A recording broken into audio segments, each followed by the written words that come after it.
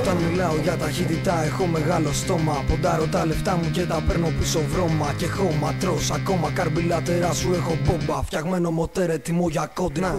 Όπως ο μαύρος αετός αλωνίων, δίχως τα φώτα μηχανάκι που γαμά χωρίς καπότα. Κυλώντας πάνω στην άσφαλτο, κάνω συχνά τον αντίπαλο να παίρνει πουλό.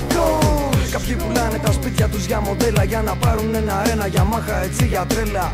Το μηχανάκι σου βάρεσε βγελαστρό στο πάνω στην αποβάθρα και στη θάλασσα δώστο. Σκοτώστρα, κοντανίες R500. Δίχρονο μοτέρ που πιάνει χιλιόμετρα τόσα.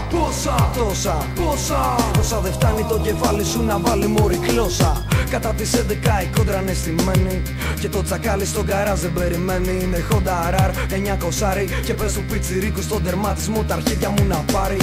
Στην εκκίνηση ποτέ δεν πατινάρει. Ανοίγει πρώτη, Δευτέρα, Τρίτη τσίτα μπορεί. Κάνε στην άκρη μωρή, κάνε στην άκρη μωρή.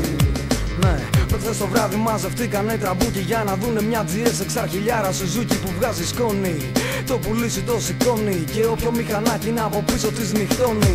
Στην κόντρα δεν φοράμε κράνο στο κεφάλι, εκτός αν θέλεις να σε φωνάζουμε καρναβάλι. Και πάλι αν είσαι το ρεμάλι που καβαλάει το τσάλι, πάντα στα αρχίδια σου το κόκκινο φανάρι. Είμαι full στην κάβλα, πάντα Yamaha, κολοπειραγμένα ζεντάκια παλιό μαλάκα. Περάσανε τα χρόνια, στη νέα είσοδο πριν έρθει αστυνομία μιλάγανε τα πιστόνια. Έχω δει και μία κόντρα μαγκάκο πάνω σε ράγες. Ήταν δύο enduro που τότε παίξανε τις άδειες. Καλά ματιανά μηχανάκια γαμάνε φάρες. Και μην κολλάς με αυτά που λένε οι παραμυθάδες.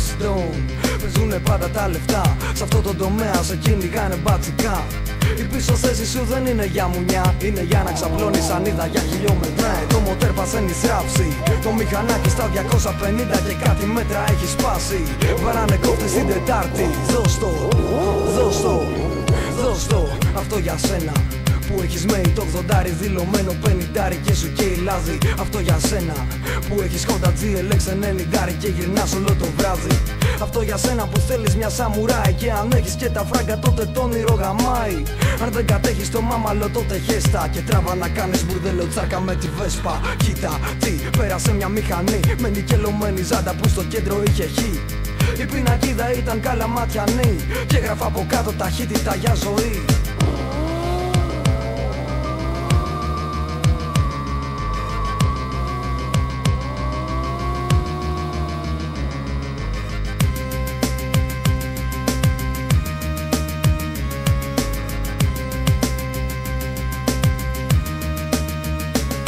Σεβασμός στα παιδιά που σκοτωθήκαν, σ' αυτούς που βιάστηκαν και το θανάτο βρήκαν, σ' αυτούς που έκλεισαν το σπίτι τους, σ' αυτούς που έτρεξαν και χάθηκαν τον γράφο στη μνήμη τους.